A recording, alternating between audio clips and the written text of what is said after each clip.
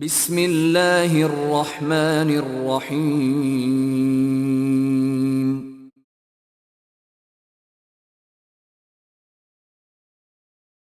اعوذ باللہ من الشیطان الرجیم، بسم اللہ الرحمن الرحیم۔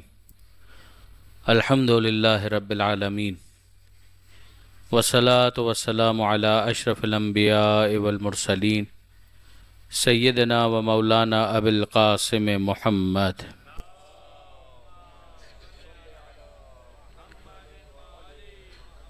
واہل بیتہ الطیبین الطاہرین المعصومین المظلومین، المنتجبین المنتخبین المیامین، لا سیما علی الامام المنتظر والحجۃ الثانی عشر، الذین اذهب اللہ عنہم الرجس وطہرہم تطہیرا۔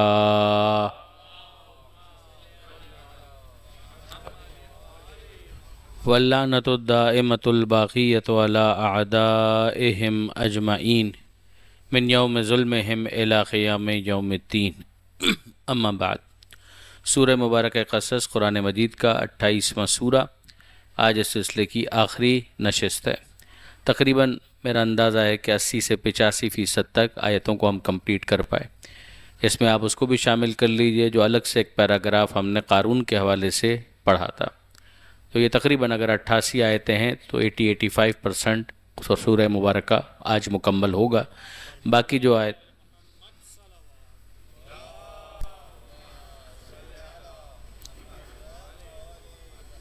آیتیں ہیں ظاہر ہے کہ اگر آپ مطالعہ کرنا چاہیں تو تفاسیر کے اندر دیکھ سکتے ہیں، اور اگر سننا چاہیں تو بہرحال یوٹیوب کے اوپر بھی آپ کو اس حوالے سے بیانات ہمارے بھی مل جائیں گے۔ آیت نمبر 56 جہاں پر کل بات ہماری ٹھہری تھی، پروردگار عالم یہ ارشاد فرماتا ہے کہ انک لا تہدی من احببت، اے حبیب آپ اس کی ہدایت نہیں کر سکتے کہ جس کی آپ ہدایت کرنا چاہیں، ولیکن اللہ یہدی من یشاء، لیکن اللہ جس کی چاہتا ہے ہدایت کرتا ہے، وہو اعلم بالمہتدین، اور وہ خوب جانتا ہے کہ کون ہدایت قبول کرنے والے ہیں، یعنی کون اس بات کے لیے آمادہ ہیں۔ اس پر کل کافی تفصیل سے ہم نے بات کی تھی کہ اگر آپ پیچھے چلیں تو آپ کو نظر آئے گا کہ پروردگار عالم نے ان افراد کے اوپر گفتگو کی ہے، اہل کتاب میں سے بھی اور مشرکین میں سے بھی، وہ کہ جو ہدایت قبول نہیں کرتے اور بہانے بازیاں کرتے ہیں۔ تو ان کے پھر بہانے اس طرح کے بھی ہوتے ہیں کہ اگر ویسا معجزہ ہوتا کہ جیسا موسیٰ علیہ السلام کو دیا گیا ہے تو یقیناً ہم قبول کر لیتے، لیکن چونکہ وہ معجزہ نہیں ہے لہٰذا ہم قبول کرنے کے لیے تیار نہیں ہیں۔ لیکن ان کے مقابلے میں وہ افراد بھی ہیں کہ جو اہل کتاب میں سے ہیں، اور اہل کتاب میں سے ہونے کے بعد جب حق ان تک پہنچتا ہے تو وہ قبول کر لیتے ہیں۔ میں نے جناب سلمان فارسی کی مثال دی تھی آپ کے سامنے، حبشہ کے بادشاہ نجاشی کی مثال دی تھی، اور پھر ان کے نمائندہ وفد کا مکہ آنا، جو ایک قول اس شان نزول کا بھی ہے کہ وہ لوگ آئے اور پھر ان کی جو گفتگو ہوئی اہل مکہ کے ساتھ، اس کے بارے میں بھی پروردگار عالم نے تبصرہ فرمایا، اور اس کے اندر کچھ پری ریکویزٹ بتائے کہ یہ صفات ہوں تو پھر انسان ہدایت کو قبول کرتا ہے، کہ یہ وہ افراد ہیں کہ جو جاہلوں سے نہیں الجھتے ہیں، اگر ان کے ساتھ کوئی برائی کرے تو یہ اچھائی کے ذریعے سے اس کا جواب دیتے ہیں۔ ان کا طریقہ کار یہ ہوتا ہے کہ یہ کہتے ہیں لنا اعمالنا ولکم اعمالکم، پھر ہمارے اعمال ہمارے لیے، تمہارے اعمال تمہارے لیے، اس جیسی اور بہت سی باتیں۔ مگر اگر کوئی خواہشات کی پیروی کرنا چاہے، اہوا کی پیروی کرنا چاہے، تو اس کا یہ نان سیریس ایٹیچیوڈ ہے، وہ یہ سمجھ میں آتا ہے کہ وہ غیر سنجیدہ ہے۔ تو اہوا کا جو لفظ پروردگار عالم نے استعمال کیا وہ اسی لیے استعمال کیا کہ جو نان سیریس افراد ہوتے ہیں وہ اپنے اہوا اور اپنی خواہشات کے پیچھے لگے رہتے ہیں۔ وہ کہتے ہیں دین کو ماننے کے نتیجے میں اتنی پابندیاں قبول کرنا، تو اس سے بہتر یہ ہے کہ دین ہی کو رد کر دیا جائے تاکہ ہمارے عیش اور ہماری عیاشی میں کسی قسم کی کوئی رکاوٹ نہ آنے پائے۔ یہاں پروردگار عالم نے پھر کنکلوڈ کیا کہ انک لا تہدی من احببت، اے حبیب آپ تو چاہتے ہیں کہ سب کی ہدایت ہو جائے، مگر آپ کا چاہنا فقط کافی نہیں ہے، اس لیے کہ چاہنے کے علاوہ ان لوگوں کا آمادہ ہونا بھی ضروری ہے۔ اگر زبردستی ہر ایک کو کان سے پکڑ کر مسلمان اور مومن بنانا ہوتا تو پھر کافر کا وجود ہی نہ ہوتا، مگر پروردگار عالم کا پالیسی اسٹیٹمنٹ یہ ہے کہ من شاء فلیؤمن من شاء فلیکفر، جو چاہے وہ مومن بنے اور جو چاہے وہ کافر بنے۔ ہم زبردستی کسی کو نہ مومن بنائیں گے نہ موحد بنائیں گے۔ اگر کوئی مشرک بننا چاہے تو دنیا کی حد تک اس کے پاس چوائس ہے. اگر کوئی کافر بننا چاہے دنیا کی حد تک اس کے پاس چوائس ہے. اگر کوئی منافق بننا چاہے، اہل کتاب میں سے رہنا چاہے، دنیا کی حد تک اس کے پاس چوائس ہے. دنیا میں وہ ان خاص برکتوں سے محروم ہو جائے گا اور آخرت میں جنت سے اور رضائے پروردگار سے محروم ہو جائے گا. مگر وہ پرائس اس کو صحیح معنوں میں جو پے کرنی ہے وہ آخرت میں، وہ قیامت میں ہے. یہاں پر اس دنیا کے اندر ایسا نہیں ہوگا کہ آج کسی نے کفر کا اعلان کیا اور کل اس سے حق حیات سلب کر لیا جائے. جو مہلت پروردگار عالم نے کسی کی بھی رکھی ہے وہ مہلت اس کی پوری ہوگی. کل میں نے گزارش کی تھی کہ خواہ بعض افراد نے تعصب کا مظاہرہ کرتے ہوئے اس آیت کو جناب ابو طالب کے اوپر منطبق کرنے کی کوشش کی. حالانکہ اگر آپ بزرگ علماء اہل سنت جو مفسرین ہیں ان کی بھی کتابیں دیکھیں گے تو آپ کو نظر آئے گا کہ وہ اس بات کا اعتراف کرتے ہیں کہ آیت کا جو ظاہر ہے، یعنی آیت کے جو الفاظ ہیں ان کا تو کوئی ربط نہیں ہے جناب ابو طالب کے ساتھ، بلکہ آگے اور پیچھے جو آیتیں ان کو بھی اگر آپ دیکھیں تو جس کو آپ کہتے ہیں کانٹیکسٹ یا سیاق و سباق، اس کا بھی کوئی ربط اور تعلق نہیں ہے. بات ہو رہی ہے کفار مکہ کی، مشرکین مکہ کی. حضرت ابو طالب علیہ السلام تو اس موقع پر پیغمبر اکرم کو سپورٹ کر رہے ہیں. وہ تو پیغمبر اکرم صلی اللہ علیہ وآلہ وسلم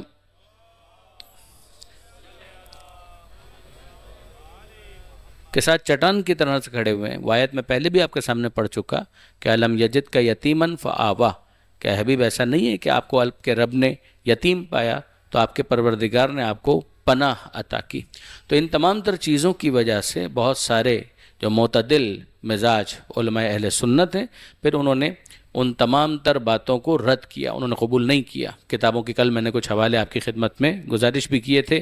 علامہ جلال الدین سیوطی ہیں، پرانے سے مراد یہ ہے کہ اس زمانے کے کم سے کم وہ عالم نہیں ہے، اگرچہ وہ متاخرین میں شمار ہوتے ہیں. ان کے علاوہ بھی اگر آپ دیکھیں تو دیگر افراد آپ کو ملیں گے. جیسا علامہ سائم چشتی کا نام لیا تھا میں نے، ڈاکٹر طاہر القادری کا نام لیا تھا. ان لوگوں نے کتابیں لکھی ہیں اس موضوع کے اوپر اور یہ ثابت کیا ہے کہ ان کے نزدیک حضرت ابو طالب علیہ السلام کا ایمان ہر قسم کے شک اور شبے سے بالا تر ہے. اگر آپ فقط ان روایات پر بھی نظر ڈالیں نا کہ جن روایات کو پیش کیا جاتا ہے اس حوالے سے کہ ان روایات کے اندر یہ ذکر آیا ہے کہ یہ آیت جو ہے وہ پیغمبر اکرم سے متعلق ہے، تو وہ آپ دیکھیں گے تو علم رجال کے معیار پر کہیں بھی پوری نہیں اترتی. مثلا اس کے اندر ایک کے راوی ہیں ابن عباس، یعنی ان کے بھی سر پر اس کو منڈ دیا گیا ہے، ان کے اوپر ڈالا گیا ہے کہ انہوں نے یہ بات بیان کی. اور ایک روایت ہے جس کا حوالہ ہے جناب ابو ہریرہ. تو جناب ابو ہریرہ اور جناب ابن عباس ان دونوں کے اگر آپ اسلام کو دیکھیں اور ان دونوں کی پیدائش کو دیکھیں تو جناب ابن عباس جو ہیں وہ اس وقت شیر خوار بچے تھے جب حضرت ابو طالب علیہ السلام کی وفات ہو رہی تھی. یعنی حضرت ابو طالب کی وفات ہے بعثت کے 10ویں سال. یعنی اگر آپ اس بات کو پھر ذہن میں لے کر آئیے کہ پیغمبر اکرم کا جو مکی زندگی کا پیریڈ ہے وہ 13 ایئرز کا ہے، 13 سال کا. ان 13 سالوں میں آخری 3 سال وہ ہیں جس میں جناب ابو طالب کی وفات ہو چکی ہے. تو آخری جو 3 سال ہیں اس کو آپ مائنس کر دیں تو وہ سال کون سا بنے گا؟ 10واں سال. تو بعثت کا 10واں سال، اسے کیلنڈر اسی طریقے سے آگے بڑھا کہ وہ عام الفیل چلا آ رہا تھا. پھر جب پیغمبر اکرم نے اعلان رسالت کیا تو سالوں کا حساب ہوا بعثت کے عنوان سے کہ بعثت کا پہلا سال، دوسرا سال، تیسرا سال. تو بعثت کے 13 سال ہوئے، پھر پیغمبر اکرم آ گئے مدینہ منورہ. وہاں سے ہجرت کا سال شروع ہو جاتا ہے جو بعد میں لیٹر جو حساب کتاب کے لیے رکھا گیا پھر وہ ہجرت کا سال رکھا گیا کہ ہجرت کا پہلا سال، دوسرا سال، تیسرا سال، آج تک وہ سال اسی طریقے سے کاؤنٹ ہوتا ہے کہ 1400 سال سے اوپر ہو گئے. تو یہ 1400 سال شروع کب سے آپ نے کیے؟ کہ ہجرت سے شروع کی. تو وہ 13 سال جو اعلان رسالت سے لے کر ہجرت سے پہلے تک کے سال ہیں، یہ بعثت کا کیلنڈر مانا جاتا ہے. اس میں آخری 3 سال میں جناب ابو طالب علیہ السلام نہیں ہے، اس لیے کہ وفات ہو چکی ہے اور ان کی تدفین ہو چکی ہے. اور وہ آخری 3 سال کو مائنس کر دیں تو یہ بعثت کا 10واں سال بن جاتا ہے. یہ 10واں سال وہ ہے کہ جس سے اور پیچھے 3 سال آپ چلے جائیں تو آپ کو شیب ابی طالب کے وہ 3 سال مل جائیں گے. یعنی 8، 9 اور 10 یہ بعثت کے 3 سال ہیں کہ جس میں وہ شیب ابی طالب کا وہ پورا واقعہ پیش آیا کہ جس کے بعد پھر جناب ابو طالب کی بھی وفات ہو گئی اور جناب خدیجہ طاہرہ سلام اللہ علیہما ان دونوں کی وفات ہو گئی. اور پھر اس سال کو پیغمبر اکرم نے نام دیا عام الحزن کہ یہ غم کا سال ہے، یہ رونے کا سال ہے، یہ آنسو بہانے کا سال ہے. تو پیغمبر اکرم نے اس طریقے سے اس سال کو منایا. اس وقت جناب ابن عباس کہاں پر تھے؟ یعنی یہ جناب عباس ابن عبد المطلب کے فرزند ہوئے، عبداللہ ابن عباس. تو یہ کہاں پر تھے؟ یہ شیرخوار بچے تھے کہ جب جناب ابو طالب علیہ السلام کی وفات ہو رہی تھی. تو ان کا خود تو کسی چیز کو روایت کرنے کا کوئی سوال ہی پیدا نہیں ہوتا ایک کیس یہ ہو گیا. پھر اس کے بعد آتا ہے دوسرا کیس جناب ابو ہریرہ کا. یہ تو مکی زندگی میں تھے ہی نہیں، یعنی پیغمبر اکرم ابھی 3 سال مزید گزاریں گے جناب ابو طالب کی وفات کے بعد. پھر اس کے بعد ہجرت کر کے مدینہ منورہ تشریف لے جائیں گے. پھر ہجرت کرنے کے بعد مدینہ منورہ میں جب تشریف فرما ہوں گے تو مختلف غزوات شروع ہوں گے. اس میں بدر بھی ہے، احد بھی ہے، اور بہت سارے واقعات ہیں. پھر اس کے اندر غزوہ خیبر آتا ہے. تو یہ غزوہ خیبر کے بعد جناب ابو ہریرہ وہ ایمان لاتے ہیں، جیسا بھی یعنی ظاہری طور پر جو بھی انہوں نے اسلام قبول کیا وہ اس کے بعد. تو ان کا براہ راست اس واقعے کو رپورٹ کرنے کا تو کوئی مطلب ہی نہیں ہے کہ وہ یہ کہیں کہ میں یہ دیکھ رہا تھا. It means nothing. تو اس کا مطلب یہ ہے کہ ان کو اگر رپورٹ کرنا ہے تو کسی اور کے ذریعے سے ان کو رپورٹ کرنا ہے، کہ کوئی اور ان کو یہ بات بتائے تب تو وہ رپورٹ کر سکتے ہیں. تو وہ کون ہے کہ جس نے ان کو بتایا؟ اس کے بارے میں کچھ نہیں پتا.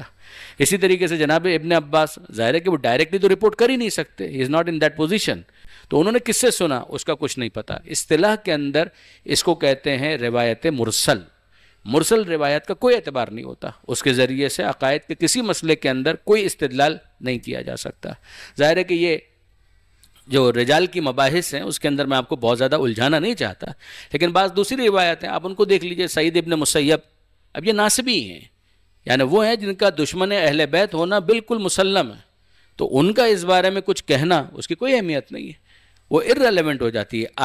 آیت کا ظاہر وہ کچھ نہیں بتا رہا کہ اس کا کسی خاص قضیے سے تعلق ہے، اس کا کسی خاص کیس سے تعلق ہے. It says nothing about that. 1. نمبر 2، کوئی کانٹیکس، سیاق اور سباق، آگے پیچھے کی آیت سے کوئی استدلال؟ جواب جی نہیں. پھر بنیاد کیا ہے؟ کہ بعض روایتیں ہیں. روایت بیان کرنے والے کون ہیں؟ کہ ابن عباس. وہ کتنے سال کے تھے؟ شیر خار تھے. خود رپورٹ کر سکتے تھے؟ نہیں. ابو ہریرہ کا وہ اس وقت موجود ہی نہیں تھے. خیبر کے واقعے کے بعد وہ ایمان لا رہے ہیں تو ان کا بھی براہ راست رپورٹ کرنے کا کوئی مطلب نہیں ہے. تو کیا انہوں نے کسی سے سنا؟ ڈیفینیٹلی اگر انہوں نے کسی سے سنا ہے تو اس کا نام ہمارے سامنے آنا چاہیے تاکہ ہم ایگزامن کر سکیں کہ وہ بولنے والا کون ہے. پھر اس کے بعد بات آتی ہے سعید ابن مسیب اور دیگر افراد کی. یہ سارے کے سارے یا دشمنان اہل بیت ہیں یا ناسبی ہیں یا خارجی ہیں، ان کی باتوں کا اعتبار نہیں ہے اس مسئلے کے اندر. اچھا، ان پرنسپل ذرا سا کبھی آپ اس بات پر غور کیجئے گا کہ مثلاً کیا عجیب بات ہے اور کیا تماشا ہے کہ مثلا میں آپ سے آپ کے دادا کے بارے میں سوال کروں کہ آپ کے دادا کا نام کیا تھا، تو آپ مجھے بتائیں گے کہ آپ کے دادا کا نام کیا تھا. اگر میں پوچھوں کہ ان کے رہنے والے کہاں کے تھے تو آپ بتائیں گے کہ وہ رہنے والے کہاں کے تھے. اگر میں پوچھوں کہ ان کا مذہب کیا تھا، دین کیا تھا، تو یہ کون بتائے گا؟ پڑوس والا. یہ کون بتائے گا؟ شہر والے. کون بتائے گا؟ یعنی وہ افراد کہ جن کا کوئی ربط اور تعلق نہیں ہے وہ بتائیں گے. یا اگر آپ کے دادا کے بارے میں نام آپ سے پوچھوں گا، علاقہ آپ سے پوچھوں گا، تو ان کا دین بھی میں آپ سے پوچھوں گا کہ آپ بتائیے کہ آپ کے دادا کا کیا دین ہے. مزے کی بات یہ ہے کہ جناب ابو طالب کے بارے میں ان سے پوچھا جا رہا ہے، ان سے پوچھا جا رہا ہے، باہر والے سے پوچھا جا رہا ہے، دور والے سے پوچھا جا رہا ہے، اور جو ابو طالب کا بیٹا ہے اسی سے نہیں پوچھا جا رہا، جو ان کی اولاد ہے انہی سے نہیں پوچھا جا رہا ہے. یعنی اس بات پر اجماع ہے آل محمد کا. یہ خود برادران اہل سنت نے بھی لکھا. یعنی ہمارے علماء نے تو اس بات کا شکوہ کیا کہ یہ کیا تماشا ہے کہ آپ کے باپ کے بارے میں آپ بتائیں گے اور ابو طالب کے بارے میں ابو طالب کا بیٹا نہیں بتائے گا. ابو طالب علیہ السلام کے بارے میں ان کی اولاد نہیں بتائے گی، ان کے گھر والے بتائیں گے. یعنی ان کے دیوان کو دیکھیں تو جناب ابو طالب علیہ السلام کا دیوان ان اشعار سے چھلک رہا کہ جس میں وہ اس بات کا اعتراف کر رہے ہیں، اعلان کر رہے ہیں کہ ہم نے مصطفیٰ کو ویسا ہی نبی پایا کہ جیسا ہم نے موسیٰ علیہ السلام کو نبی پایا تھا. یہ شعر سن لیجئے، درود بھیجیے گا محمد و آل محمد پر. علم تعلمو، کیا تمہیں نہیں معلوم ہے کہ ان وجدنا محمدن، کہ ہم نے محمد کو پایا، نبی کا موسیٰ جیسا، خود فی اول الکتب، کہ جن کا ذکر گزشتہ کتابوں کے اندر موجود ہے. یہ جناب ابو طالب کا شعر ہے. وَلَقَدْ عَلِمْتُ بِأَنَّ دِينَ مُحَمَّدٍ، میں تو اس بات کو خوب جانتا ہوں کہ محمد کا دین من خیر ادیان البریت دینن، تمام ادیان میں جو بہترین دین ہو سکتا ہے وہ وہی دین ہے جو محمد مصطفیٰ لے کر آئے. یہ شعر کس کا ہے؟ جناب ابو طالب کا. کہاں لکھا ہوا ہے؟ جناب ابو طالب کے دیوان میں.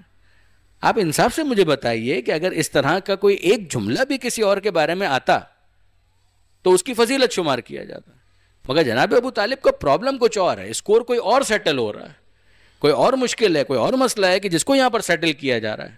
اور وہ ایشو یہ ہے کہ جناب ابو طالب نے ان بت پرستوں کے مقابلے میں پیغمبر اکرم کا ساتھ کیوں دیا. وہ علی کے باپ کیوں ہیں؟ وہی علی کے جس نے بدر میں، احد میں، خیبر میں، خندق میں ان مشرکین کو ناکو چنے چبوا دیے. تو ظاہر ہے کہ پھر اس کے بعد جب تاریخ بیان کرنے کے بجائے تاریخ سازی کا عمل شروع ہوا. یہ دو الگ الگ چیزیں ہیں. ایک ہے جو تاریخ بیان کی جاتی، کیا ہوا تھا وہ رپورٹ کرو، اور ایک ہوتا ہے کہ تاریخ کو مینوفیکچر کیا جاتا. تو جہاں پر حدیث مینوفیکچرنگ کمپنی انلمیٹڈ کھل گئی، تو وہاں پر اگر تاریخ بنانے والی فیکٹریاں کھل جائیں تو اس میں حیرانی نہیں ہونی چاہیے. کیس یہ ہم نے نہیں دیکھا، خلفاء تو اور بھی ہیں، ان کے باپ کے بارے میں گفتگو شروع کی گئی ہو کہ ان کے باپ کا دین کیا تھا، ان کے باپ کا ایمان کیا تھا، یہ ساری گفتگو وہاں کیوں نہیں کی جاتی؟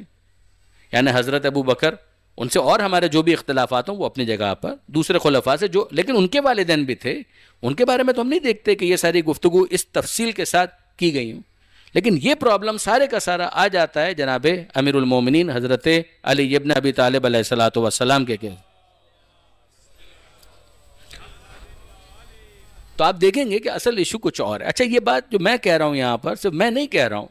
اگر آپ دیکھیں تو مفتی حنیف قریشی صاحب نے بھی ایک دفعہ یہی بات آن ایئر کہی تھی کہ جب ان سے سوال کیا گیا تھا کہ سب سے بڑا جرم کیا ہے جناب ابو طالب کا، تو انہوں نے جملہ یہ کہا تھا کہ ابو طالب علیہ السلام کا سب سے بڑا جرم یہ ہے کہ ولی کے باپ ہیں. درود بھیجیے گا محمد و آل محمد پر.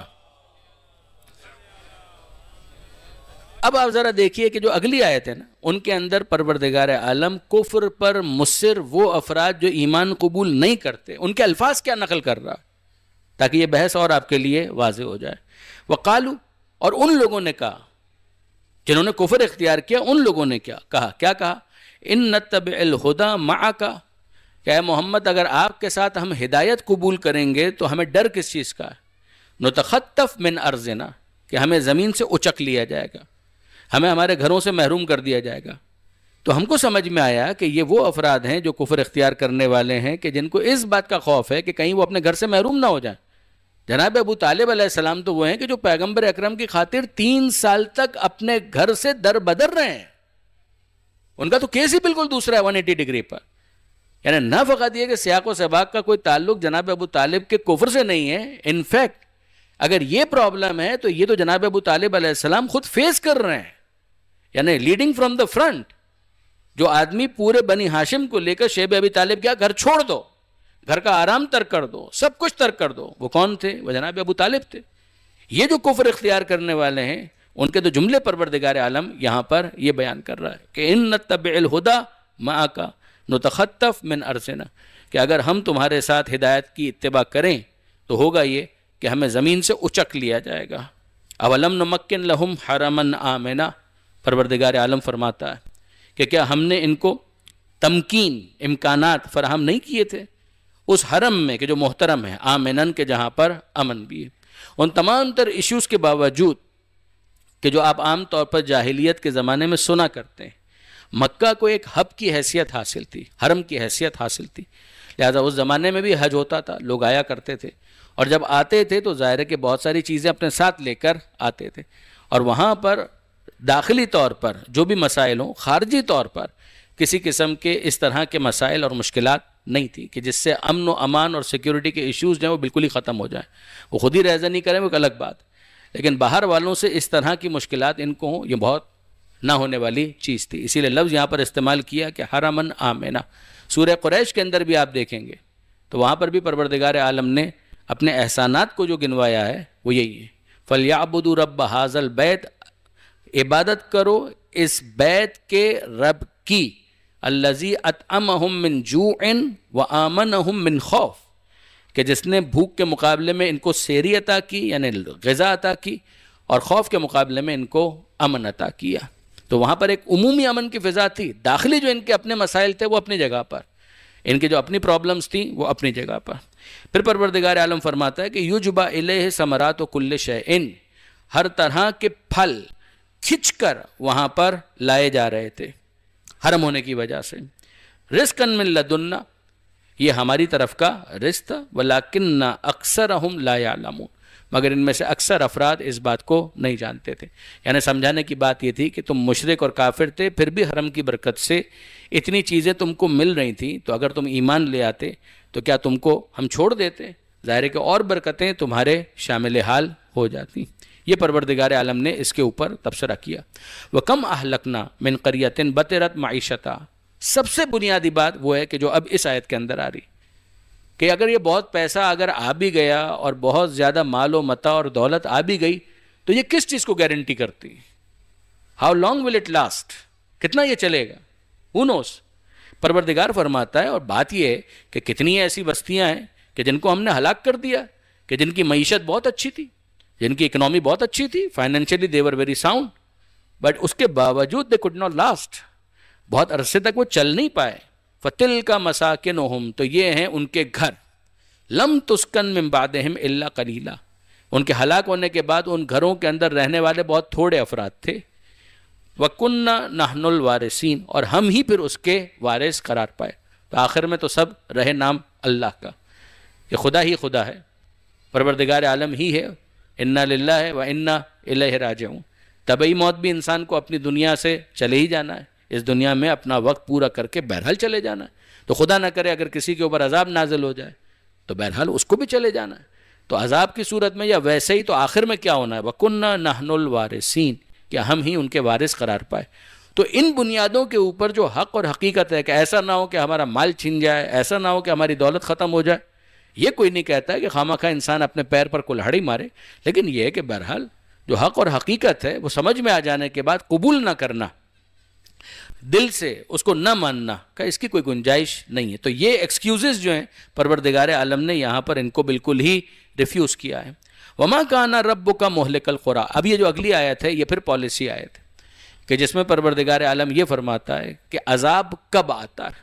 وَمَا كَانَ رَبُّكَ مُهْلِكَ الْقُرَىٰ، تمہارا رب ہلاک کرنے والا نہیں ہے بستیوں کو. تمہارے رب نے کبھی ہلاک نہیں کیا بستیوں کو. حتیٰ یبعث فی امہا رسولا، جب تک اس بستی کے مرکز میں کسی رسول کو نہیں بھیج دیا. یہ وہی اتمام حجت والی بات. جب تک آپ بریف نہیں کریں گے کہ آپ چاہ کیا رہے ہیں، آمادگی وہاں پر ہونی چاہیے، مگر بریفنگ پھر خدا کی طرف سے ہونی چاہیے. خدا کی طرف سے یعنی خدا کے کسی نمائندے کی طرف سے. تو ماضی کے اندر بھی جو پروردگار کا معاملہ رہا وہ یہی تھا کہ جب بھی کسی قوم کو ہلاک کیا گیا تو ہلاک اس وقت کیا گیا کہ جب ان کے مرکز میں کوئی رسول آ کر پیغام ان کو سنا دے، بتا دے کہ بھائی یہ خدا کا پیغام ہے. اگر کوئی کنفیوژن تھی تو اب دور کر لو، اب بت پرستی کی کوئی گنجائش نہیں ہے. اگر تمہارے پاس کوئی غلط فہمی تھی ہم نے آ کر اس کو دور کر دیا. پھر بھی اگر وہ قبول نہ کریں تو پھر مہلت مکمل ہونے کے بعد ان کے اوپر عذاب نازل ہوتا ہے. یعنی اب یہاں پر ذرا دیکھیے کہ دو چیزیں ہو گئیں جو میں نے کہی اس کی روشنی میں، کہ ایک تو یہ ہے کہ بستی کے مرکز میں کوئی رسول آئے، اور نمبر دو یہ ہے کہ وہ لوگ انکار کریں. جب وہ انکار کریں گے تو اسی کو کہا جائے گا ظلم. ان الشرک لظلم عظیم، مثلا یہ آیت آپ کے سامنے ہے کہ شرک ظلم عظیم ہے. اسی طریقے سے دوسری آیتیں. تو یہاں پروردگار عالم نے اسی ظلم کے لفظ کو اگلے حصے کے اندر بیان کیا. وما كنا مهلك القرى الا واهلها ظالمون، ہم نے نہیں ہلاک کیا کسی بھی بستی کو مگر اس سچویشن میں کہ جب ان کے رہنے والے ظالم تھے، جب وہ ظلم کرنے والے تھے. ہم نے نہیں ہلاک کیا جب تک اس بستی کے مرکز میں کسی رسول کو نہیں بھیج دیا. تو رسول کو بھیج دیا تو فوراً ہی بس ہلاک کر دیا کا نا، ابھی وہ پیغام پہنچائے گا، پیغام کو کنوے کرے گا، لوگ غور کریں گے، سوچیں گے، سمجھیں گے، ان کو مہلت دی جائے گی. مہلت دینے کے بعد، سوچنے سمجھنے کی گنجائش کے بعد، پھر بھی اگر انہوں نے نہیں سوچا، نہ سمجھا، نہ قبول کیا، اب یہ ظالم، اب یہ پکے ظالم. اور جب پکے ظالم ہے تو پھر کیا ہوگا؟ ما کانا مہلک القرى الا واہلها ظالمون، ہم نے نہیں ہلاک کیا کسی بستی والوں کو مگر اس سچویشن میں کہ ان کے رہنے والے ظالم تھے. وما اوتیتم من شیء فمتاع الحیات الدنیا، اور اب سنو ہم سے کہ جو تم کو دیا گیا ہے وہ سب کا سب کیا ہے؟ جو کچھ بھی دیا گیا ہے. من شیء، تھوڑا سا بھی جو دیا گیا ہے، زیادہ دیا گیا ہے، جو کچھ بھی دیا گیا ہے، کہ روٹی ہے، پانی ہے، کپڑا ہے، مکان ہے، سواری ہے، جو کچھ بھی تم کو دیا گیا ہے، فمتاع الحیات الدنیا، وہ دنیا کی زندگی کی متاع. متاع وہ ہوتا ہے کہ جس کے ذریعے سے انسان زندگی کو آگے بڑھاتا ہے، انجوائے کرتا ہے، زندگی کی ضروریات بھی اور زندگی کو انجوائے کرنے کے طریقے بھی. کہ بھئی ٹھیک ہے صاحب، یہ ساری چیزیں ہیں، کھائیں گے نہیں تو مر جائیں گے، کھائیں گے تو پکا کر کھائیں گے، پکا کر کھائیں گے تو مسالے ڈال کر کھائیں گے، اور یوں کریں گے اور یوں کریں گے اور یوں کریں گے، ٹیسٹی بنائیں گے. ایک آپ کی ضرورت بھی ہے، اور ایک یہ ہے کہ آپ اس کو اچھی طریقے سے مختلف ریسیپیز کے ذریعے سے انجوائیبل بناتے ہیں اس کا فلیور بڑھانے کے لیے. وہ ٹھیک ہے. پروردگار فرماتا ہے کہ یہ سب کچھ کیا ہے؟ یہ ٹارگٹ نہیں ہے. فمتاع الحیات الدنیا، یہ دنیا کی زندگی کو گزارنے کے مختلف سامان ہیں جو ہم نے تمہارے حوالے کی. وہ زینتھا، اور اس کی زینت ہے کہ جس کے ذریعے سے تم زیب کرتے ہو، زینت کرتے ہو، آرائش کرتے ہو. یہ تم پر اچھا لگ رہا ہے، یہ تم پر اچھا نہیں لگ رہا، یہ تم کو سوٹ کر رہا ہے، یہ تم کو سوٹ نہیں کر رہا. فائن، اس میں تم اسمارٹ لگ رہے ہو، یہ تم کو اتنا جج نہیں کر رہا، تم پر نہیں جچ رہا. مثلا یہ ساری تعبیرات جو ہم استعمال کرتے ہیں، پروردگار فرماتا ہے جو کچھ بھی ہم نے تم کو دیا ہے یہ سب کچھ دنیا کی زندگی گزارنے کا سامان ہے اور زینت ہے. وما عند اللہ خیر و ابقا. اب سنو، یہ جو دیا ہے وہ کس نے دیا ہے؟ ہم نے دیا ہے. تو اب ہم تم کو بتا رہے ہیں کہ ہمارا برانڈ تو تمہارے پاس اسٹیبلش ہو چکا، کہ تم کو معلوم تو ہے کہ جو ہماری چیزیں ہوتی ہیں وہ کیسی ہوتی ہیں. تم کو اتنا مزہ آ گیا تم دنیا چھوڑنے کے لیے تیار نہیں. تو اب ہم تم کو اپنے نئے ماڈل کے بارے میں بتاتے ہیں کہ جو وہاں پر خدا کے پاس ہے، خیرون، وہ بہتر بھی ہے، وہ ابقا، اور وہ باقی رہنے والا بھی ہے. دیکھیں یہاں پر یہ دو لفظ پروردگار عالم نے فیچرز کے طور پر بیان کیے. اگر آپ غور کریں کہ یہ کیا ہوتا ہے، جیسے یہ نئی گاڑی جو ہے وہ لانچ ہونے والی ہے، نیا ماڈل آنے والا ہے 2023 میں. جو بکنگ کرانا چاہتے ہیں ابھی سے بکنگ کروا لیں. تو کون بکنگ کروائے گا؟ جو اس برانڈ کے اوپر اطمینان رکھتا ہے، ٹرسٹ رکھتا ہے. وہ کہے گا کہ ہاں صاحب میں بک کراؤں گا. کبھی تو آپ نے دیکھا بھی نہیں ہے، کہ وہ نہیں دیکھا ہے جو 2023 میں آنے والا ہے. مگر اب تک جو کچھ اس نے لانچ کیا ہے وہ خود اتنا اپیلنگ ہے، اتنا زیادہ اس کو ہم ایکسپیرینس کر چکے ہیں کہ ہمارا دل گواہی دیتا ہے کہ جو بعد میں آنے والا ہے وہ اس سے بہتر ہوگا، اس سے کمتر نہیں ہوگا. تو آپ کس بنیاد پر اس پر ٹرسٹ کر رہے ہیں؟ کہ جو اس وقت ایگزسٹنگ جو پروڈکٹ ہے اس کو ہم نے فیل کیا ہے، اس کی بنیاد پر وہ مستقبل میں جو لانچ کرنے والا ہے اس کی ہم بکنگ کروا رہے ہیں. پروردگار عالم یہاں پر دعوت دے رہا ہے بکنگ کی، کہ دنیا کے اندر جو کچھ بھی تم انجوائے کر رہے ہو، مر چکے ہو، مٹ رہے ہو اس کے پیچھے، کہہ رہے ہو کہ نہیں یہ تو اتنا اچھا ہے کہ ہمیں دنیا نہیں چھوڑنی. اب ہم تم کو بتاتے ہیں، مینوفیکچرر تو ہم ہیں، پروڈیوسر تو ہم ہیں، ہم تمہیں بتا رہے ہیں کہ یہ جو کچھ تمہارے پاس ہے وہ متاع ہے، وہ زینت ہے. مگر یاد رکھنا یہ جو کچھ بھی تمہارے پاس ہے اس سے ایک بہتر پروڈکٹ ہے کہ جو ہمارے پاس وہاں پر موجود ہے. We invite you for that. ہم تمہیں دعوت دیتے ہیں وہاں پر بکنگ کراؤ. وہ ابقا، وہ جو وہاں پر ہے وہ بہتر بھی ہے، اور دوسری چیز یہ ہے کہ ڈیوریبل بھی ہے. یعنی یہ جو تمہارے پاس یہاں پر ہم نے دیا ہے اس کے اندر ڈیپریسیشن ہے، اس کے اندر فرسودگی ہے، اس نے بالآخر اسکریپ ہو جانا ہے، اس نے بہرحال ریسیڈیو ہو جانا ہے، اور پھر اس کی کیا ویلیو ہوگی؟ آلموسٹ نل، نتھنگ. مگر ہم تم کو بتا رہے ہیں کہ وہ جو وہاں پر ہم نے تمہارے لیے رکھا ہے وہ بیٹر بھی ہے، ڈیوریبل بھی ہے، ٹو دیٹ ایکسٹینٹ کہ کمپیریبل نہیں ہے. اس لیے کہ پھر اس کے اندر کوئی ڈیپریسیشن نہیں ہے، اس کو ختم نہیں ہونا ہے، اس کا خاتمہ نہیں ہونا، اس کو اسکریپ نہیں ہونا. آپ نے غور فرمایا برادران عزیز؟ ظاہر ہے کہ ان تمام آیتوں کے اوپر بہت رکا جا سکتا ہے، مگر میں چاہ یہ رہا ہوں کہ مختصر صحیح جتنی آیتیں باقی رہ گئی ہیں دیکھیں وقت کے اندر ہم کتنا اس کو کر پاتے ہیں.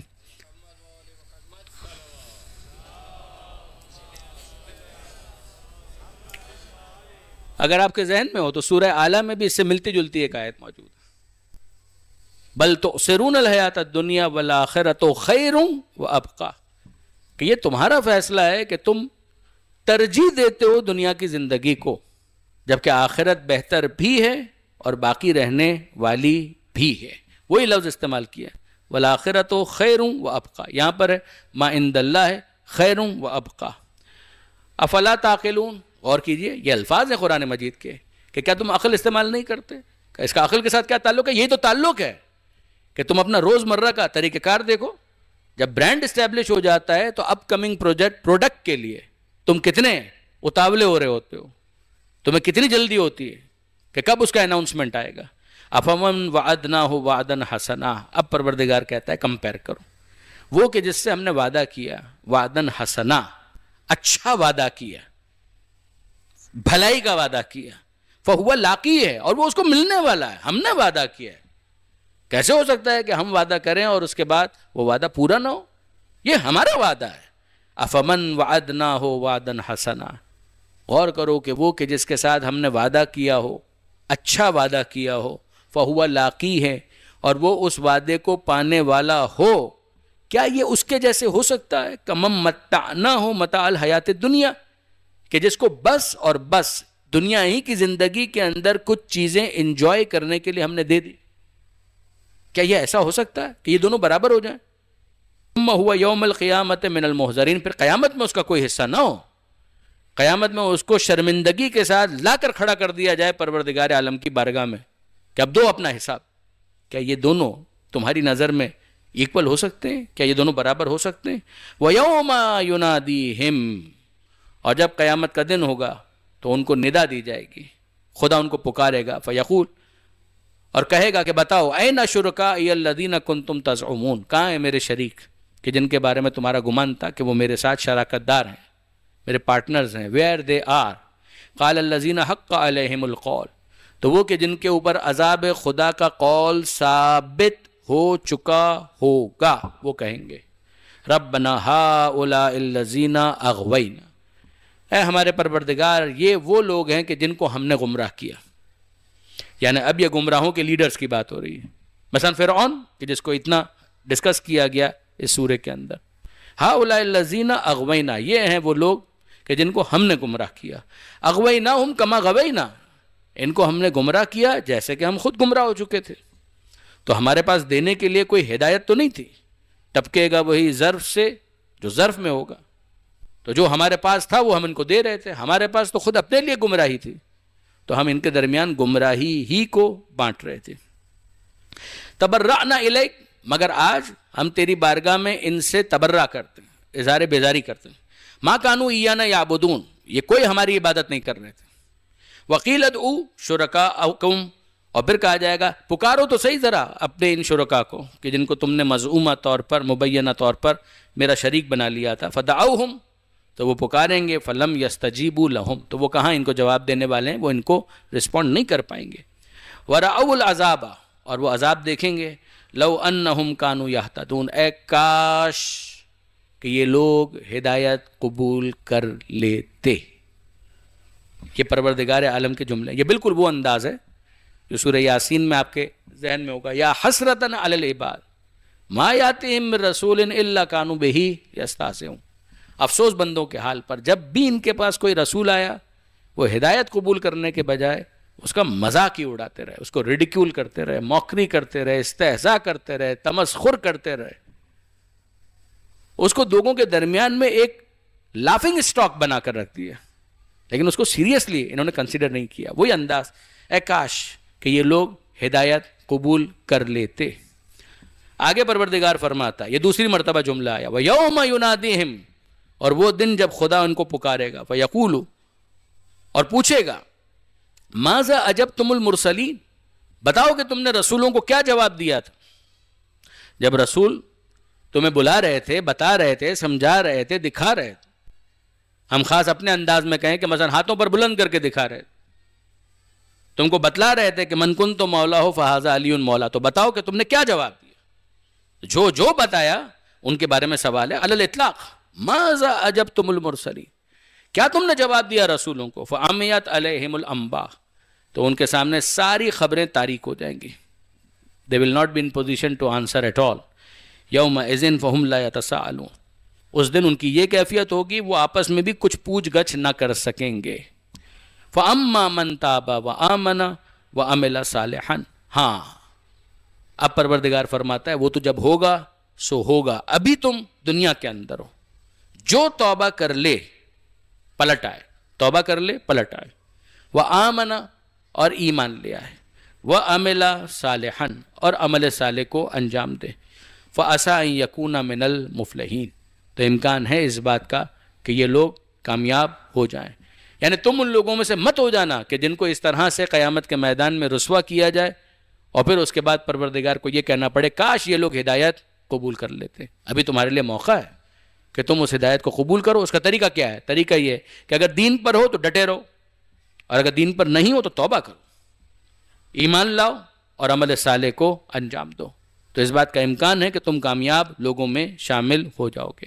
وَرَبُّكَ يَخْلُقُ مَا يَشَاءُ وَيَخْتَارُ، اور کان کھول کر سن لو، یہ الفاظ میرے ہیں، جو الفاظ پروردگار عالم نے کہیں اس کی سینسٹیوٹی یہ بتاتی ہے کہ گویا خدا اس طرح سے سمجھانا چاہتا ہے کہ اچھی طرح سمجھ لو، وَرَبُّكَ يَخْلُقُ مَا يَشَاءُ وَيَخْتَارُ، کہ یہ تمہارا پالنہار، یہ تمہارا پروردگار، یہ تمہارا رب ہے جو پیدا بھی کرتا ہے اور جس کو چاہتا ہے چن لیتا ہے۔ تمہارا اس میں کوئی اختیار نہیں کہ تم یہ کہو کہ اس کو بنا یا اس کو بنا، نہ، ہم نے تو تم سے پوچھ کر تم کو بھی نہیں بنایا، ہم نے تمہیں اس دنیا میں بھیجنے سے پہلے تم سے پوچھا نہیں تھا کہ تم کو پیدا ہونے کا شوق ہے یا نہیں، ہم نے نہیں پوچھا تھا، اور نہ ہم تم سے پوچھیں گے۔ لائی حیات آئے قضا لے چلی چلے، اپنی خوشی نہ آئے نہ اپنی خوشی چلے، یہ تم سے پوچھ کر اس دنیا میں ہم نے تم کو نہیں بھیجا تھا۔ دنیا میں جب آ گئے شعور ہم نے دے دیا، اب تم کو ایک محدود اختیار یہ دیا کہ جس کو ہم قبول کرتے ہیں تم قبول کرتے ہو یا نہیں، یہ تمہارا فیصلہ نہیں ہوگا۔ جیسے یہودیوں نے کہا تھا کہ ہم رسول بالکل مان لیں گے اگر وہ بنی اسرائیل میں سے ہو، اگر وہ بنی اسرائیل میں سے ہوتا آخری رسول ہم مان لیتے۔ یعنی اگر آج بھی جو اس زمانے کے جو جیوز ہیں ان کے بھی لٹریچر کو آپ دیکھیں، ایون یوٹیوب کے اوپر جا کر ان کے تقاریر کو بھی سنیں، تو انہوں نے خود حضرت عیسیٰ علیہ السلام کے بارے میں بھی یہی اعتراض کیا، اور پیغمبر اکرم پر بھی یہی اعتراض کہ نہ ہم اس کو بنی اسرائیل میں سے مانتے ہیں نہ اس کو بنی اسرائیل میں سے مانتے ہیں، کہ یہ تو ہے ہی نہیں بنی اسرائیل میں سے، یہ تو سب جانتے ہیں۔ پیغمبر اکرم ختمی مرتبت احمد مجتبیٰ محمد مصطفیٰ صلی اللہ علیہ وآلہ وسلم کا پیغمبر اکرم کا وہ تو یقیناً بنی اسرائیل میں سے نہیں ہے، مگر جناب عیسیٰ علیہ السلام کا ان کو بھی ہم نہیں مانتے، کہ کیوں؟ کہ ماں ان کی بنی اسرائیل میں سے ہے، مگر ان کے باپ کون ہے؟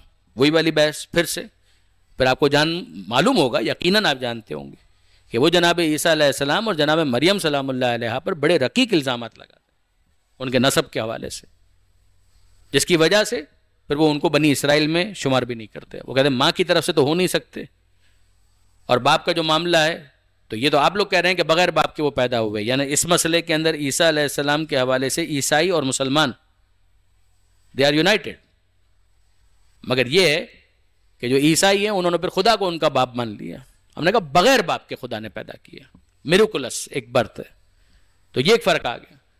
پیغمبر اکرم کے بارے میں وہ کہتے ہیں وہ تو کسی بھی اعتبار سے بنی اسرائیل میں سے نہیں، تو ان کے رسول ہونے کا تو کوئی سوال ہی پیدا نہیں ہوتا۔ وہ اگر آپ سورہ جمعہ کو دیکھیں گے تو وہاں پر آپ کو ایک جملہ ملے گا، سورہ جمعہ یہودیوں کے اعتراضات کے جوابات میں نازل ہوا ہے، تو اس میں ایک جملہ سٹارٹ ہی میں آ جاتا ہے 3-4 آیتوں کے بعد کہ ذالک فضل اللہ یؤتیہ من یشاء، کہ یہ اللہ کا فضل ہے، جس کو چاہے گا عطا کرے گا، یہ تمہارا ٹھیکہ نہیں ہے کہ تم سے پوچھ کر ہم کسی کو نبی بنائیں۔ تو اب آیت کو یہاں پر دیکھیے کہ ربک یخلق ما یشاء ویختار، خدا تمہارا رب وہی پیدا کرنے والا ہے، جس کو چاہے گا پیدا کرے گا، جس کو چاہے گا انتخاب کر کے عہدہ عطا کرے گا، جس کو چاہے گا نبی بنائے گا، جس کو چاہے گا امام بنائے گا۔ یہ تمہارا کہاں سے اختیار آ گیا؟ 8ویں امام علی رضا علیہ الصلوۃ والسلام نے اس آیت کے ذیل میں امامت کے اوپر استدلال کیا ہے کہ ذرا غور تو کرو، پروردگار کہہ رہا ہے جس کو چاہے گا پیدا کرے گا، جس کو چاہے گا اختیار کرے گا، عہدہ دے گا۔ امامت کو اتنا سستا بنا دیا کہ لوگوں کے حوالے کر دیا کہ وہ جس کو چاہے امام بناتے چلے جائیں۔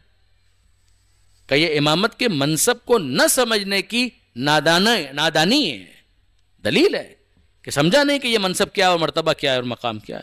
ما کان لہم الخیرہ، واضح اگلا جملہ، ان کا کوئی اختیار نہیں ہے۔ آیت واپس سنیے، ربک یخلق ما یشاء ویختار، یہ تمہارا رب ہے، جس کو چاہے گا پیدا کرے گا، جس کو چاہے گا اختیار کرے گا۔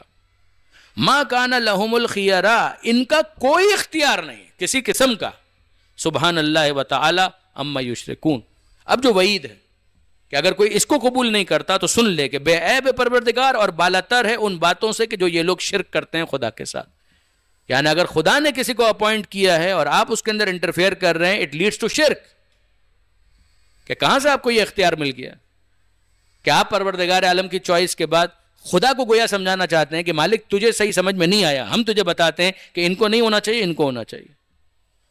اس کی کیا جسٹیفیکیشن ہے؟ کون سی لاجک ہے؟ وَرَبُّكَ يَعْلَمُ مَا تُكِنُّ صُدُورُهُمْ، اور تمہارا رب خوب جانتا ہے کہ انہوں نے اپنے دل میں کیا چھپایا ہوا ہے، وَمَا يُعْلِنُونَ، اور کیا یہ اعلان کر رہے ہیں۔ وَهُوَ اللَّهُ لَا إِلَٰهَ إِلَّا هُوَ، وہی خدا ہے، اس کے سوا کوئی خدا نہیں۔ لَهُ الْحَمْدُ، اسی کے لیے تعریف ہے، فِي الْأُولَى وَالْآخِرَةِ، دنیا میں بھی اسی کے لیے تعریف ہے اور آخرت میں بھی اسی کے لیے تعریف ہے۔ الحمدللہ رب العالمین، لَهُ الْحَمْدُ فِي الْأُولَى وَالْآخِرَةِ وَلَهُ الْحُكْمُ، فیصلہ بھی اسی کا ہوگا، فیصلہ بھی وہی کرے گا۔ جب اس کے سوا کوئی دوسرا خدا نہیں ہے، قابل تعریف وہی ہے، دنیا میں بھی اور آخرت میں بھی، تو فیصلہ بھی وہی کرے گا۔ وَإِلَيْهِ تُرْجَعُونَ، اور اسی کی بارگاہ میں تم سب کو پلٹایا جائے گا۔ قل، اے حبیب ان سے کہیے، اب یہ کچھ نشانیاں ہیں، آیتیں ہیں، یعنی آیتوں میں آفاق کی کچھ آیتیں ہیں کہ جن کا ذکر یہاں پر کیا جا رہا ہے کہ قل، اے حبیب ان سے کہیے، ارأیتم، تمہارا کیا خیال ہے، تم نے غور کیا، ان جعل اللہ علیکم اللیل سرمدا الی یوم القیامہ، کہ اگر اللہ تمہارے لیے رات کو سرمدی بنا دے، ہمیشہ ہمیشہ کے لیے، قیامت کے دن تک، کہ رات ہی رات ہو، من الہ غیر اللہ، اللہ کے سوا کوئی دوسرا خدا ہے، یاتیکم بضیاء، کہ جو تمہارے لیے روشنی لے آئے، افلا تسمعون، کیا تم سنتے نہیں ہو؟ یعنی دن اور رات کتنی بڑی نعمت ہے، کبھی تم نے غور کیا اس بات کے اوپر؟ دن کی اپنی اہمیت ہے، رات کی اپنی اہمیت ہے، ذرا سوچو تو صحیح۔ یعنی باہر کے ممالک والے سورج کی روشنی جہاں کم ہوتی ہے ترس جاتے ہیں، اگر سورج نظر آ جائے سنی ڈے تو ان کے لیے عید کا دن ہوتا ہے، وہ اس کے لیے مرتے ہیں۔ اگر بادل ہی بادل ہے تو ظاہر ہے کہ کچھ دنوں کے لیے تو ہم کو بھی بہت اچھا لگے گا، مگر وہاں کے لوگ ڈپریشن کے مریض بن جاتے ہیں۔ بعض وہ احباب کہ جو کراچی سے گئے ان علاقوں کے اندر، اور ہم نے ان سے سوال کیا کہ آپ لوگوں کے لیے یہاں پر سب سے زیادہ مشکل کیا ہے؟ کہ یہ بادل کو ہمیشہ دیکھنا، تو سورج ہی نظر نہیں آتا، سورج دکھتا ہی نہیں، کہ یہ سورج کا نظر نہ آنا کہ یہ ڈپریشن میں ڈال دیتا۔ بہت ساری چیزیں ایسی ہوتی ہیں برادران عزیز کہ جو آسانی کے ساتھ مل جائے نا تو اس کی قدر نہیں ہوتی، ورنہ یہ دھوپ بہت بڑی نعمت ہے، اور دونوں چیزیں اگر پروپورشن کے ساتھ ہو تو بہت ہی بڑی نعمت ہے، کہ دن بھی ہو اور رات بھی ہو۔ پروردگار فرماتا ہے کہ ذرا غور کرو، اگر اللہ تمہارے لیے رات کو سرمدی، دائمی، ہمیشہ کے لیے قرار دے دے، قیامت کے دن کے لیے، من الہ غیر اللہ، تو اللہ کے سوا کون سا دوسرا خدا ہے کہ یاتیکم بضیاء، کہ جو تمہارے لیے روشنی لے آئے، افلا تسمعون، کیا تم لوگ سنتے نہیں ہو؟ قل، اے حبیب ان سے کہیے، vice versa, other way round, ان جعل اللہ علیکم النہار سرمدا الی یوم القیامہ، کہ بتاؤ کہ اگر خدا تمہارے لیے قیامت کے دن تک کے لیے دن کو طولانی کر دے کہ رات ہی نہ آئے، من الہ غیر اللہ، تو اللہ کے سوا کون سا دوسرا خدا ہے، یاتیکم باللیل، جو تمہارے لیے رات کو لے آئے گا، تسکنون فی، کہ جس کے اندر تم سکون حاصل کر سکو۔ نوٹ کیجئے گا، صحیح معنوں میں نیند کا مزہ رات میں، یعنی کراچی میں اس بات کو سمجھانا ایک بہت مشکل ٹاسک ہو گیا، لیکن یاد رکھیے گا یہ قرآن مجید کی تعبیر ہے۔ علامہ سعید علی نقی صاحب نے یہاں تو نہیں، اس آیت کے ذیل میں نہیں، مگر ایک اور جگہ پر اس بات کی صراحت کی ہے کہ یہ جو بعض افراد نے اپنا روٹین بنا لیا ہے کہ اپنے باڈی کلاک کو ہی چینج کر لیا ہے، یہ فطرت کے بھی خلاف ہے، قرآن کی تعلیمات کے بھی خلاف ہے۔ حرام نہیں کہیں گے ہم اس کو، مگر یہ کہ بہرحال یہ صحت کے نقطہ نظر سے بالکل بھی ایڈوائزیبل نہیں ہے۔ یہاں پر بھی پروردگار عالم نے تسکنونا کا لفظ استعمال کیا کہ جس میں تم سکون حاصل کر سکو، افلا تبصرون، تو کیا تم دیکھتے نہیں ہو؟ یہ خود یہ پہلے افلا تسمعون کہنا اور بعد میں افلا تبصرون کہنا، یہ خود بلاغت قرآنی ہے، مگر ظاہر ہے کہ اب وقت بالکل بھی نہیں ہے۔ وَمِن رَحْمَتِهِ، اور اس کی رحمت میں سے یہ بھی ہے کہ جعل لکم اللیل والنہار، کہ اس نے تمہارے لیے دن بھی بنائے اور رات بھی بنائی، لتسکنوا فیہ، تاکہ تم اس کے اندر سکون بھی حاصل کرو، وہ رات کے لیے ہو گیا۔ آیت کو سنیے گا واپس سے، اس کی رحمت میں سے یہ بھی ہے کہ جعل لکم اللیل، کہ تمہارے لیے رات بھی قرار دی، والنہار، اور دن بھی قرار دیا۔ فائدہ کیا ہے؟ لتسکنوا فیہ، تاکہ تم رات میں سکون حاصل کرو، وَلِتَبْتَغُوا مِنْ فَضْلِهِ، اور تم دن میں اپنے رب کا فضل یعنی اپنا رزق، اپنی روزی حاصل کر سکو، وَلَعَلَّكُمْ تَشْكُرُونَ، اور شاید تم شکر گزار بھی بن جاؤ۔ یہ شاید کے اوپر پہلے بھی بات ہو چکی ہے، غور کرتے جائیے گا. لعلکم تتقون، وہ روزے والی آیت. لعلہم یتذکرون، شاید یہ لوگ نصیحت حاصل کریں، شاید یہ لوگ متقی بن جائیں. توریت والے شاید نصیحت حاصل کریں، قرآن والے شاید نصیحت حاصل کریں. یہاں پر کہ شاید تم شکر گزار بنو. سو تو رہے ہو، نیند کتنی بڑی نعمت ہے، شاید تم شکر گزار بنو. کما تو رہے ہو مگر یہ روزی کتنی بڑی نعمت ہے، شاید تم شکر گزار بنو. فقلنا، تو ہم نے کہا ہاتو برہانکم، لے آؤ اپنی دلیل. اگر تم سمجھتے ہو کہ یہ سارے احسانات خدا کے نہیں ہیں، لے آؤ اپنی دلیل.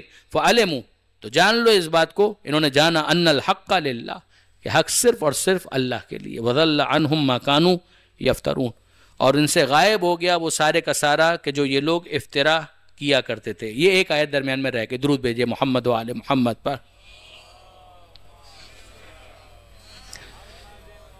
وَيَوْمَ يُنَادِيهِمْ، اور وہ دن جب خدا ان کو آواز دے گا. فَيَقُول، اور ان سے کہے گا أَيْنَ شُرَكَائِي، کہاں ہیں میرے وہ شریک، الَّذِينَ كُنْتُمْ تَزْعُمُونَ، کہ جن کے بارے میں تمہارا گمان تھا کہ یہ میرے شریک ہیں. وَنَزَعْنَا مِنْ كُلِّ أُمَّةٍ شَهِيدًا، اور ہم ہر امت میں سے ایک گواہ کو نکالیں گے کہ جو ان کے اوپر گواہ بنے گا. جو اس بات کی دلیل ہے کہ ہر امت میں سے ایک گواہ کا ہونا ہر زمانے میں ضروری ہے. وَقُلْنَا، پھر ہم ان سے کہیں گے کہ ہاتو برہانکم، لے آؤ اپنی دلیلیں. یہ گواہ تمہارا موجود ہے، ہم بھی جانتے ہیں، مگر تم اپنی دلیلیں لے آؤ. اگر تمہارے پاس اپنے سپورٹ میں اپنے جرائم کو جسٹیفائی کرنے کے لیے کوئی دلیل ہے، تم لے آؤ اور ذلیل ہو جاؤ. اور یہ جو گواہ موجود ہے اس کی عزت افزائی کے لیے ہم نے اس کو یہاں پر رکھا ہوا ہے. فعلموا، تو وہ جان لیں گے کہ ان الحق للہ، کہ حق اللہ ہی کے لیے. وضل عنہم ما کانوا یفترون، اور ان سے وہ ساری چیزیں چھپ جائیں گی، غائب ہو جائیں گی. ما کانوا یفترون، جو یہ لوگ افترا کیا کرتے تھے. تو دنیا میں جھوٹ بولنا تو نتھنگ، کوئی ایشو نہیں. سوشل میڈیا بھرا ہوا ہے جھوٹ سے، کتابیں بھری ہوئی ہے جھوٹ سے، اخبارات بھرے ہوئے ہیں جھوٹ سے. جھوٹ جھوٹ جھوٹ جھوٹ جھوٹ کرتے رہیے. مگر کیا یہ سارا افترا، یہ جھوٹ، یہ فیبریکیشن وہاں قیامت کے میدان میں بھی چل سکتا ہے؟ نہیں چل سکتا.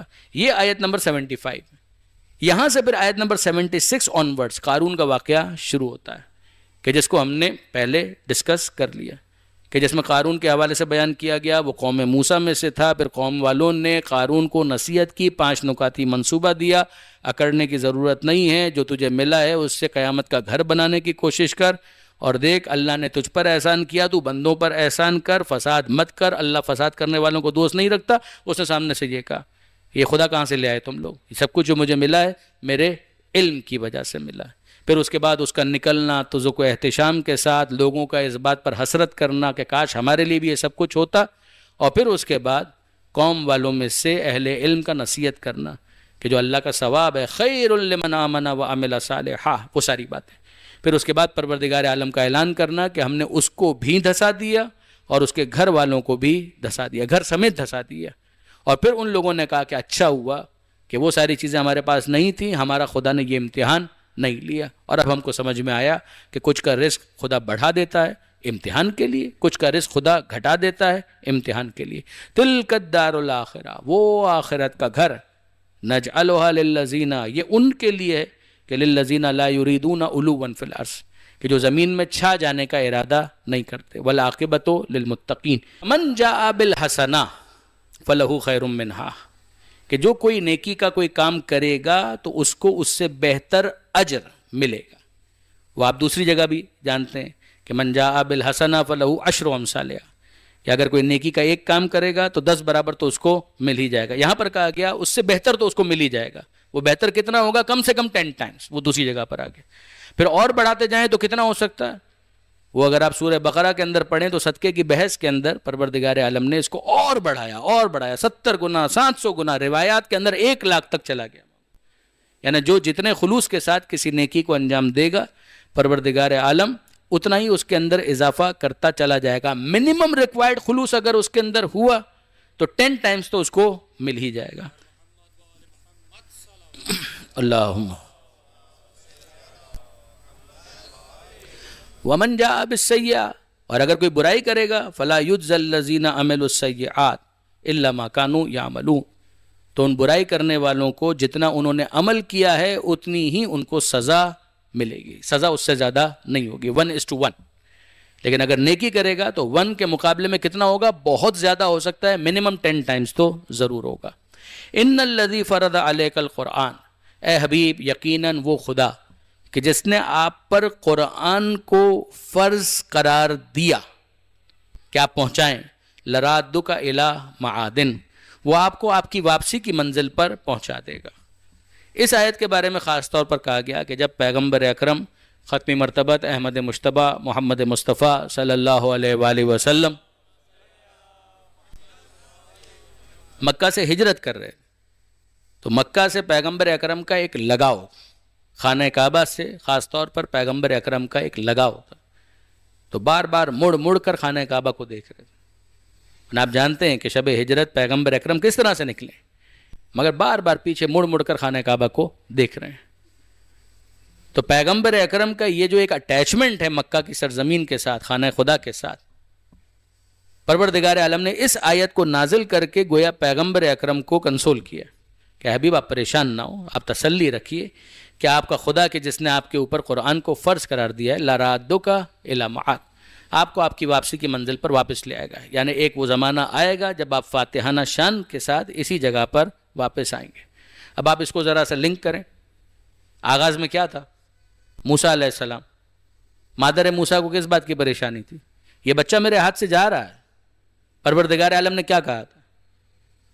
اے مادر موسیٰ پریشان ہونے کی ضرورت نہیں ہے، لا تخافی ولا تحزنی، نہ خوف کرو نہ غم کرو، انا رادو ہو، ہم آپ اس کو پلٹائیں گے، ہم اس بچے کو آپ کی طرف پلٹا دیں گے، وجاعلوہ من المرسلین، اور ہم اس کی رسالت کا اعلان کریں گے۔ بالکل وہی انداز یہاں پر پیغمبر اکرم کے ساتھ پروردگار عالم نے ارشاد فرمایا، یعنی گویا پروردگار کہہ رہا ہے جس طرح سے موسیٰ کو ہم نے مادر موسیٰ کے پاس پلٹا دیا تھا، اسی طریقے سے آپ کو اس شہر میں واپس ہم پلٹا دیں گے۔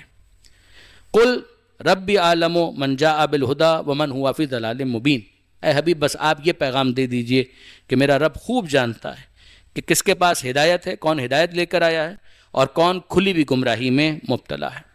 وما کنت ترجو ان یلقی الیک الکتاب، اور آپ کو کہاں امید ہو سکتی تھی کہ کتاب آپ کے اوپر القاء کی جائے گی، آپ پر کوئی کتاب نازل کی جائے گی۔ اس آیت کو آپ ان آیتوں کے ساتھ جوڑ لیجئے، ما کنتا ما کنتا ما کنتا ما کنتا، تو یہ بحث تفصیل سے ہم کر چکے۔ اے حبیب آپ نہیں تھے مغربی سمت، آپ نہیں تھے اہل مدین کے جانب، اے حبیب آپ نہیں تھے طور پر کہ جب ہم موسیٰ علیہ السلام کے ساتھ وہ سارے معاملات کر رہے تھے، تو پھر یہ کیسے آپ کو پتہ چلا؟ آپ کا سورس ہیں ہم، آپ اس دنیا میں اس وقت اس مادی وجود کے ساتھ نہیں تھے، آپ کا نور تو یقیناً موجود تھا، آپ کی روحانی جو شخصیت ہے وہ تو یقیناً تھی، دنیا سے جانے کے بعد بھی آپ کے فیوز و برکات ختم نہیں ہوئے، اور دنیا میں آنے سے پہلے بھی آپ کے فیوز و برکات جاری تھے، وہ ایک الگ بحث۔ مگر آپ کو بتانے والا کون تھا؟ وہ آپ کا پروردگار تھا۔ اسی کے لیے پروردگار عالم فرماتا ہے الا رحمتا من ربک، مگر یہ کہ یہ آپ کے رب کی طرف سے ایک رحمت کہ پروردگار عالم نے آپ کو یہ ساری چیزیں بتلائیں، اور جب بھی بتلائیں، دنیا میں آنے کے بعد تو یقیناً بتلائی، دنیا میں آنے سے پہلے بھی اس عالم نور کے اندر بتلائی، مگر بتلانے والا خدا تھا۔ فلا تکونن ظہیرا للکافرین، تو آپ ہرگز ہرگز کبھی بھی کسی کافر کے پشت پناہ مت بنیے گا۔ ولا یصدنک، اور ایسا نہ ہو کہ آپ کو روک دینا آیات اللہ، آیت خدا سے، پروردگار عالم کی ان آیتوں سے کوئی روک دے، بعد اذ انزلت الیک، بعد اس کے کہ آپ کے اوپر یہ آیتیں نازل ہوئی ہیں۔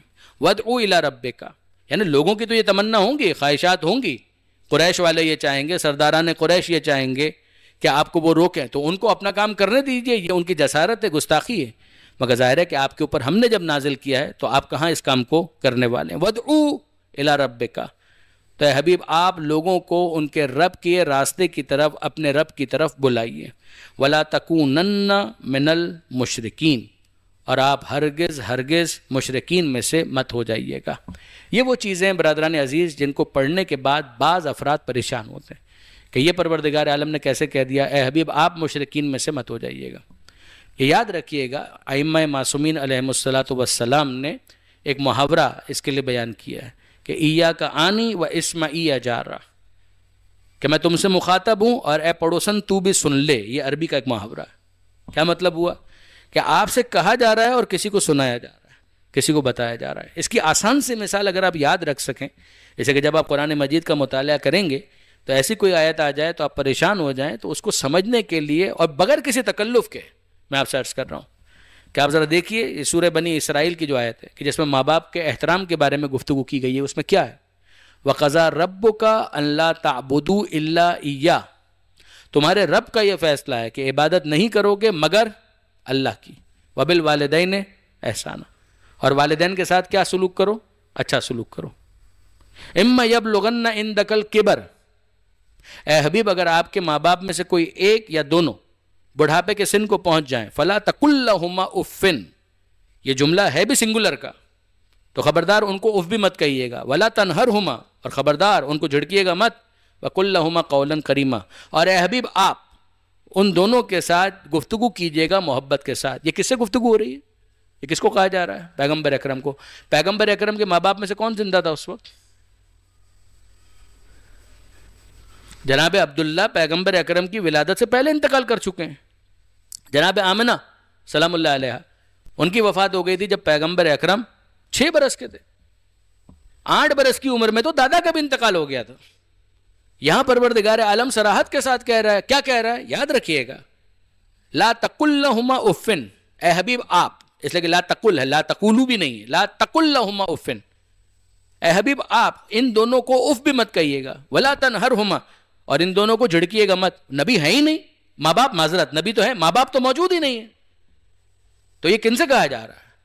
اس اصول کو سمجھیے گا، ایاک آنی و اسمعی یا جارا، کہ میں آپ سے کہہ رہا ہوں مگر مقصود یہ ہے کہ دوسرے اس بات کو سن لیں کہ میں اپنے پیغمبر کے ذریعے سے آپ تک اس پیغام کو پہنچانا چاہ رہا ہوں۔ پروردگار عالم کو یا ساری انسانیت تک اس پیغام کو پہنچانا چاہ رہا ہے۔ وہی انداز یہاں پر ہے، وَلَا تَكُونَنَّ مِنَ الْمُشْرِكِينَ، کہ حبیب آپ مشرکین میں سے مت ہو جائے گا، یعنی بٹ نیچرل آپ نے کہاں ہونا ہے، لیکن یہ کہ دوسرے جتنے بھی ہیں ان سب کو بتلایا جا رہا ہے۔ وَلَا تَدْعُ مَعَ اللَّهِ إِلَٰهًا آخر، اور اللہ کے ساتھ کسی اور کو خدا مانتے ہوئے مت پکاریے گا۔ لا الہ الا ہو، اس کے سوا کوئی دوسرا خدا نہیں ہے۔ کل شیء ہالک الا وجہہ، ہر چیز ہلاک ہونے والی ہے بس اللہ کا چہرہ باقی رہے گا۔ اس پر بھی ہم پہلے بات کر چکے ہیں، جب درخت میں سے آواز آنے کی بحث تھی اور محکم اور متشابہ کی ہم نے بحث چھیڑی تھی، وہاں پر ید اللہ فوق ایدیہم، اللہ کا ہاتھ ان کے ہاتھ کے اوپر ہے، اس آیت کو بھی ڈسکس کیا تھا اور اس آیت کو بھی ڈسکس کیا تھا کہ کل شیء ہالک الا وجہہ۔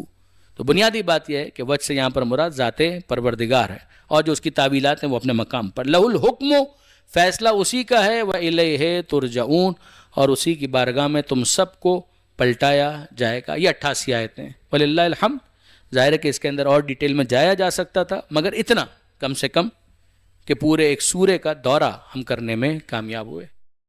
ربنا تقبل منا انك انت السميع العليم وتب علينا انك انت التواب الرحيم۔